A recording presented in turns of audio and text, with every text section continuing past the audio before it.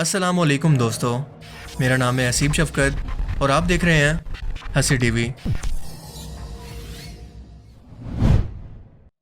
اگر میں آپ سے ایک سادہ اور سمپل سا سوال کروں کہ آپ کی نظر میں فزیکلی کسی بھی انسان کی موت کیسے ہوتی ہے، تو یقیناً آپ میں سے زیادہ تر لوگوں کا یہی جواب ہوگا کہ کسی اہم ترین آرگن مثلاً دل، جگر، کڈنی وغیرہ کا اچانک فیل ہو جانا یا جسم کے کسی سسٹم کا کام کرنا بند کر دینا کسی بھی انسان کی چند لمحوں کے اندر موت کی وجہ بن سکتا ہے۔ لیکن آپ کو یہ جان کر حیرت ہوگی کہ سائنس کے اندر اس کا اب تک نہ تو کوئی ثبوت ہے اور نہ ہی کوئی کلیئر طریقہ کار جو یہ بتا سکے کہ ایک انسان کی اب واقعی کے اندر موت ہو چکی ہے۔ اور یہی وجہ ہے کہ آپ نے اکثر خبروں کے اندر یا اپنے آس پاس ایسے واقعات ضرور سنے ہوں گے اور دیکھے ہوں گے کہ ایک شخص کو ڈاکٹرز نے مردہ ڈکلیئر کر دیا، مگر اس کی تدفین کے وقت یہ مردہ اچانک سے زندہ ہو گیا۔ تو سوچیں کہ ایسا کیسے ممکن ہو سکتا ہے کہ ایک شخص کے دل کی دھڑکن بھی مکمل طور پر بند ہو چکی ہے، کوئی آرگن ختم ہو چکا ہے، مگر اس کا وہی آرگن یا انسان کا سسٹم پھر سے کام کرنے لگے اور وہ زندہ ہو کر بیٹھ جائے۔ آج کل تو یہ واقعات میڈیا کی وجہ سے پوری دنیا سے اتنا زیادہ رپورٹ ہوتے ہیں کہ بالکل عام سی بات لگنے لگے ہیں، جس سے ایک بات تو کلیئر ہو جاتی ہے کہ میڈیکل سائنس انسانی جسم کی موت کا جو کرائٹیریا یا وضاحت اب تک رکھتی ہے وہ بالکل ٹھیک نہیں ہے، اسے بدلنے کی ضرورت ہے۔ اور سائنسدان اب تک اسے سمجھ نہیں پا رہے۔ مثال کے طور پر لائف سائنس کے اس آرٹیکل کے اندر لکھا ہے کہ جسمانی طور پر زندگی اور موت کے درمیان فرق کرنے کے لیے ایک دھندلی سی لائن موجود ہے جو کہ اس بات کا فیصلہ کرتی ہے کہ انسان واقعے کے اندر مر چکا ہے یا پھر زندہ ہے۔ یہاں پر دھندلی لائن کا لفظ اسی لیے استعمال کیا گیا ہے کہ انسان اب تک اسے سمجھ نہیں پا رہے کہ یہ فرق دراصل ہے کیا یا پھر اصل موت دراصل ہوتی کیسے ہے۔ اس کے علاوہ اسی آرٹیکل کے اندر ایک عورت کے کیس کا حوالہ بھی دیا گیا ہے جسے ہارٹ اٹیک کے بعد مردہ ڈکلیئر کر دیا گیا تھا، مگر وہ زندہ تھی، جو بعد میں مردہ خانے کی ٹھنڈ کی وجہ سے مر گئی۔ ایک اور کیس میں فزیکلی طور پر موت کے بعد زندہ ہونے والی عورت نے 3 مہینے کے بعد ایک بچے کو جنم دیا۔ یہ بات سننے میں کافی غیر حقیقی لگتی ہے، مگر یہ سچ ہے کہ ڈاکٹرز کے پاس کوئی یونیورسل قانون موجود ہی نہیں ہے کسی کو مردہ ڈکلیئر کرنے کا، اور اسی لیے اب تک ڈاکٹرز کے درمیان بھی اس بات پر بحث چھڑی رہتی ہے کہ موت کو ڈکلیئر کرنے کا اصل کرائٹیریا دراصل کیا ہونا چاہیے۔ زیادہ تر ڈاکٹرز کو لگتا ہے کہ اگر کسی شخص کا دل کام کرنا بند کر دے یا وہ سانس نہ لے رہا ہو تو اسے میڈیکلی طور پر ہم کہہ سکتے ہیں کہ اس کا جسم مر چکا ہے، اور یہی پرانا اور غلط فارمولہ اکثر زندہ شخص کو غلطی سے دفنانے کی وجہ مسلسل بنتا آ رہا ہے۔ مگر اب کیونکہ میڈیکل سائنس بھی جدید ٹیکنالوجی کو استعمال کر رہی ہے جو کہ آج سے پہلے موجود نہیں تھی، مثلاً 2013 کے اندر ایک سٹڈی کی گئی جس میں کئی لوگوں کے دماغ کی ایکٹیویٹی کو دھیان سے مانیٹر کیا گیا، اور اس کے آنے والے ریزلٹس نے سب کو چونکا کر رکھ دیا، کیونکہ پتہ چلا کہ اگر جسم کا ہر آرگن مثلاً دل، جگر، پھیپھڑے، کڈنی وغیرہ کوئی بھی آرگن فیل ہو جائے مگر دماغ ٹھیک کام کر رہا ہو تو 38 منٹ تک اس جسم کو اگر ٹھیک کر لیا جائے تو وہ شخص زندہ ہو سکتا ہے۔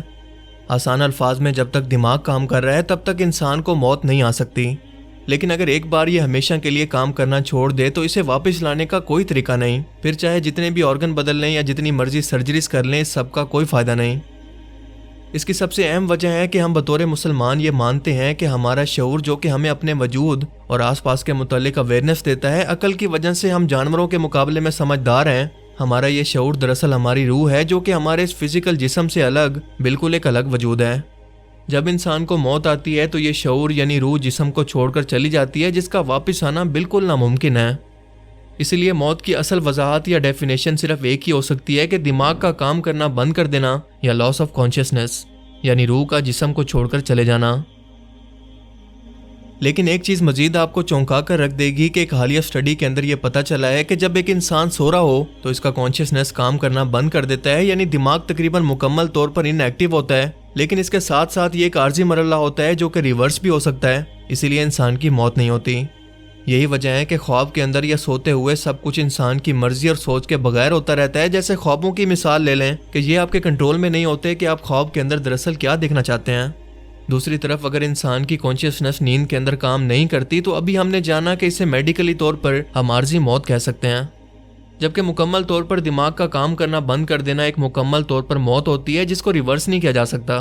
اسی لیے آج ڈاکٹرز مجبور ہو چکے ہیں کہ ایک شخص کو مردہ صرف اسی صورت میں بتائیں جب اس کا دماغ یا کانشیسنس مکمل طور پر کام کرنا بند کر دے۔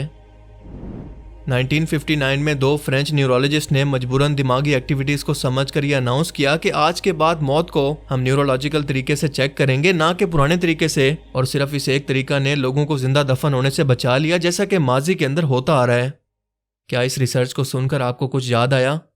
یاد کریں قرآن پاک کی سورہ الانعام جس کے اندر نیند کو عارضی موت کہا گیا ہے اور موت کو ہمیشہ کی نیند۔ اللہ تعالیٰ فرماتا ہے کہ وہی تو ہے جو رات کو سونے کی حالت کے اندر تمہاری روح کو قبض کر لیتا ہے اور جو کچھ تم دن کے اندر کرتے ہو اس سے خبر رکھتا ہے، پھر تمہیں دن کو اٹھا دیتا ہے تاکہ یہی سلسلہ جاری رکھ کر تمہاری زندگی کی مقررہ مدت کو پورا کر دیا جائے، پھر تم سب کو اسی کی طرف لوٹ کر جانا ہے۔ اس روز وہ تم کو تمہارے عمل جو کہ تم دنیا میں کرتے ہو ایک ایک کر کے بتائے گا۔ اب سورہ زمر کی آیت 42 پر غور کریں کہ اللہ لوگوں کے مرنے کے وقت ان کی روحوں کو قبض کر لیتا ہے اور جو مرے نہیں ان کی روحیں سوتے ہوئے قبض کر لیتا ہے، پھر جن پر موت کا حکم آ چکا ہو ان کو روک لیتا ہے اور باقی روحوں کو ان کے ایک وقت مقررہ کے لیے چھوڑ دیتا ہے۔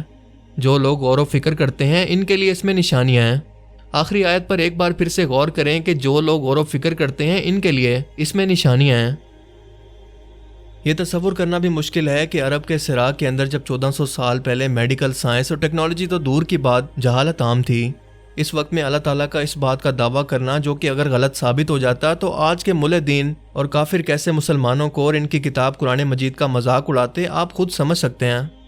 لیکن اس قرآن کا ایک ایک دعویٰ آج جدید سائنس خود ثابت کر رہی ہے، پھر چاہے وہ جتنا بھی ایڈوانس ہو جائے وہ ویسے ویسے انہی مزید دعووں کو ثابت کرتی چلی جا رہی ہے جو کہ قرآن مجید کے اندر آج سے 1400 سال پہلے نازل کیا گئے۔ کیا یہ کوئی اتفاق ہو سکتا ہے؟ کیا آپ کا دل اس بات کو تسلیم کرتا ہے کہ یہ دعویٰ کسی انسان کا ہو سکتا ہے، یا پھر یہ الفاظ ہیں اس جسم کو پیدا کرنے والی یا تخلیق کرنے والی اس اکیلی ذات کا؟ قرآن پاک یہاں پر کلیئر کٹ وضاحت سے یہ بتا رہا ہے کہ موت صرف اسی وقت ہوتی ہے جب انسان کا دماغ کام کرنا چھوڑ دے، اس کی نیورل ایکٹیویٹی ختم ہو جائے، اور یہی وجہ ہے کہ ڈاکٹرز کی طرف سے دل کی دھڑکن یا سانس نہ لینے کی وجہ سے مردہ کہے گئے انسان کئی بار دفنانے کے وقت بھی زندہ ہو جاتے ہیں۔ اگر مریض کا دماغ کام کر رہا ہو تو اسے ہر صورت بچانے کی کوشش کی جا سکتی ہے، اور یہ بات اللہ کے رسول صلی اللہ علیہ وآلہ وسلم بھی جانتے تھے، کیونکہ صحیح بخاری کی حدیث مبارکہ کے اندر ابن عمر سے روایت ہے جس کا مفہوم ہے کہ جب غزوہ بدر کے اندر کفار مکہ کی لاشیں آپ صلی اللہ علیہ وآلہ وسلم کے سامنے موجود تھی تو آپ صلی اللہ علیہ وآلہ وسلم نے فرمایا کہ جو کچھ میں کہوں گا یہ سنیں گے۔ حالانکہ ان لوگوں کے جسم مر چکے تھے، مگر میڈیکل سائنس کے مطابق دماغ کیونکہ جسم کی موت کے 40 منٹ سے 1 گھنٹے تک زندہ رہتا ہے، تو آپ صلی اللہ علیہ وآلہ وسلم نے ان کفار کی لاشوں سے بات چیت کی اور فرمایا، کیا اب تمہیں پتہ چل گیا کہ جو کچھ بھی میں تمہیں بتایا کرتا تھا وہ سب کچھ سچ تھا؟ آپ صلی اللہ علیہ وآلہ وسلم نے یہ باتیں ایسے کی جیسے وہ آپ کی باتوں کو سن رہے ہیں، جس سے یہ ثابت ہو گیا کہ موت کو ثابت کرنے اور چیک کرنے کا صرف ایک ہی طریقہ ہے، اور وہ ہے دماغ کی ایکٹیویٹیز کو دیکھنا، نہ اس سے زیادہ نہ کم، اور دوسرا کہ یہ ہمارے غور و فکر کرنے اور سمجھنے کے لیے کتنی بڑی نشانیاں ہیں،